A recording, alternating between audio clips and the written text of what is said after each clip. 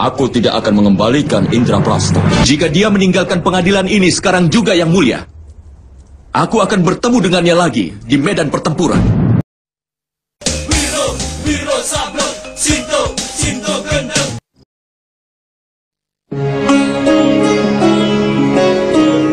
Krishna memberi salam pada Kunti, Bhisma, Perdana Menteri Widura, Guru Drona, kemudian pada Sangkuni dan juga pada Duryodhana. Duryodhana mengatakan jika dia telah menyiapkan tempat khusus bagi Basudewa. Namun Krishna menolak karena dia akan tinggal di tempat Perdana Menteri Widura. Apa kau tidak percaya pada kami, Basudewa? Krishna bersama Perdana Menteri diikuti Kunti mulai pergi meninggalkan mereka. Dalam perjalanannya, Krishna ditemui Raja Anggakarna yang memberi salam.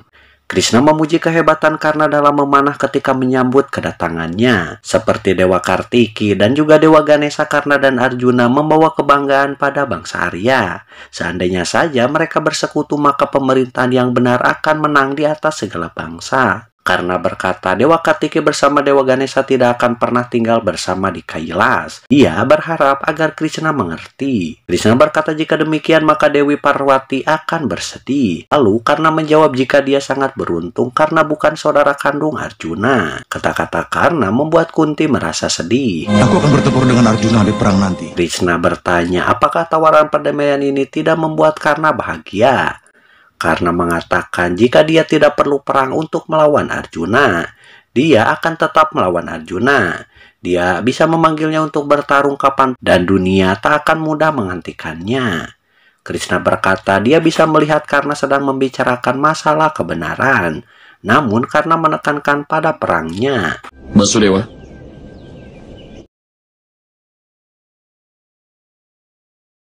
Basudewa langsung disuguhi makanan dan Widura bertanya pada Rasawi, manakah makanan manis untuk disuguhkan pada Krishna? Rasawi pun meminta maaf pada Krishna dan dia mengatakan setelah pertemuan perang maka mereka hanya memakan makanan seperti itu.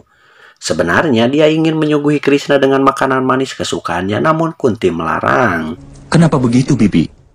Krishna menanyakan kenapa Kunti melakukannya. Kunti berkata dia bisa melihat kehancuran dari dinasti Kuru. Di satu sisi dia merasa ingin menghindari perang, namun di sisi lainnya dia merasa tidak boleh menolak keadilan apapun akibatnya. Berusaha tenang dalam keadaan seperti ini sangatlah sulit. Harus ada yang merasakan kebahagiaannya. Krishna berkata harus ada yang merasakan kebahagiaan meski tidak pernah bisa dicapai.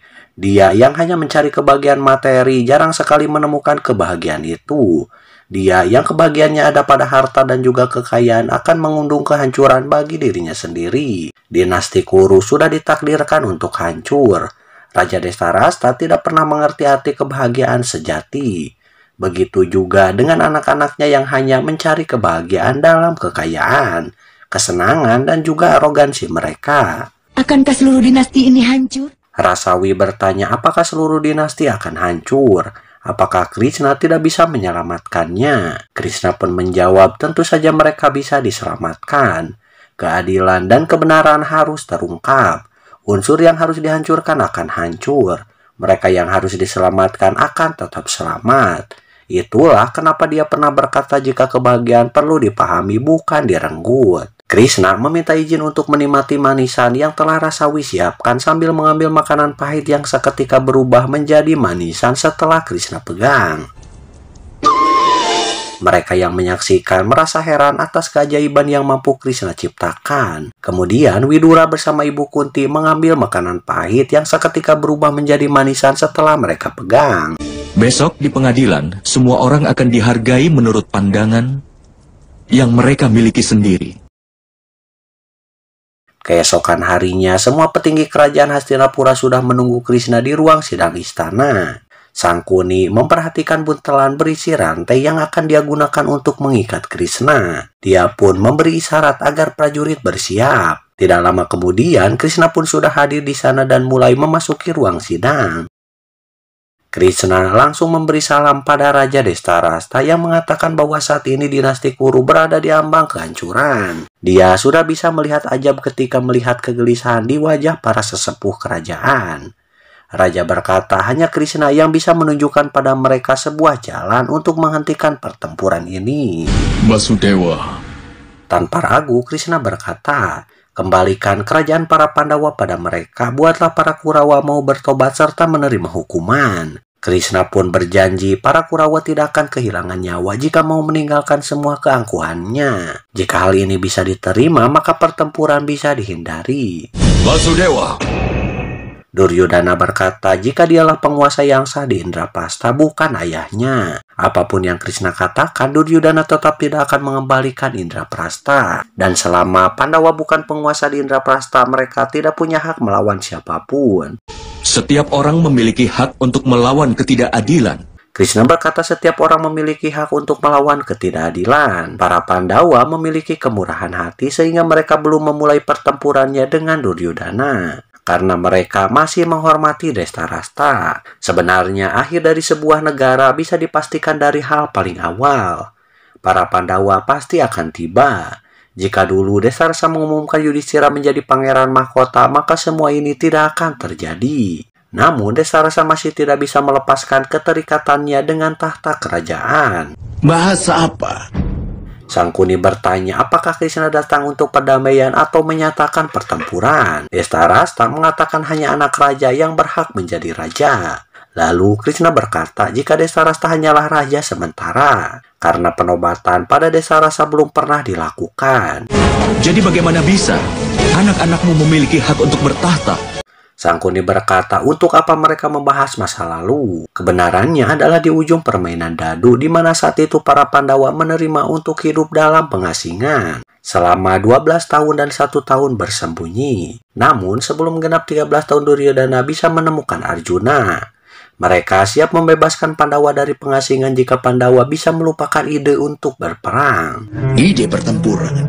Mainan dadu itu sama sekali tidak sah. Krishna berkata permainan dadu itu sama sekali tidak sah. Jadi hasilnya juga tidak ada artinya. Duryodhana berkata saat itu Yudhishthira mempertaruhkan diri, istri, harta, dan juga saudaranya secara sukarela tanpa tekanan dari siapapun. Hal ini membuktikan jika tidak ada kata melanggar hukum. Lalu Krishna mengatakan bahwa pelanggaran hukumnya terletak pada kelakuan Duryodhana yang mencoba menelanjangi seorang wanita di hadapan semua orang. Bahkan aku pun dilucuti saat berada di istana Indraprastha. Krishna pun menjawab jika Duryodhana dilucuti kenapa tidak menyatakan perang saat itu juga. Kenapa Duryodhana malah membalas dengan berusaha menelanjangi Pancali, yang sebenarnya adalah Duryodhana tidak mampu melawan para Pandawa. Sangkuni berkata ketika permainan dadu Bhisma yang agung dan juga Guru Drona hadir juga di sana. Apakah mereka juga berdosa? Krishna mengatakan jika mereka juga berdosa, mereka yang membiarkan ketidakbenaran terjadi hanya melindungi kewajibannya sendiri, maka hasilnya adalah bencana. Krishna tidak mendukung kewajiban apapun yang ia rasa sangat aneh. Ini bukan waktunya untuk terus melakukan perdebatan. Vidura pun mulai angkat bicara. Ini bukan waktunya untuk terus berdebat. Sekarang waktunya untuk fokus mencegah terjadinya pertempuran besar, dan Krishna pun berkata itulah sebabnya dia datang sebagai utusan perdamaian. Namun tiba-tiba Duryodhana mengatakan jika pesan yang Krishna bawa tidak dapat dia terima. Sambil pergi untuk meninggalkan ruang sidang istana, namun tiba-tiba Jika dia meninggalkan pengadilan ini sekarang juga yang mulia, aku akan bertemu dengannya lagi di medan pertempuran. Duryodhana, Dhritarashtra segera melarang Duryodhana untuk meninggalkan tempat tersebut. Dia berkata Krishna berbicara tentang hukum. Dia telah membuat pesan perdamaian ini tak bisa diterima. Bagaimana mungkin seorang kesatria harus menerima hukuman? Krishna berkata kesatria macam apa yang mencoba menelanjangi seorang wanita di hadapan keluarganya sendiri? Kenapa harus takut melakukan hukuman setelah berani melakukan kejahatannya? Krishna berjanji jika pelakunya menyentuh kaki Pancali serta mau meminta pengampunan darinya, maka Pandawa akan menganggap itu sebagai hukumannya.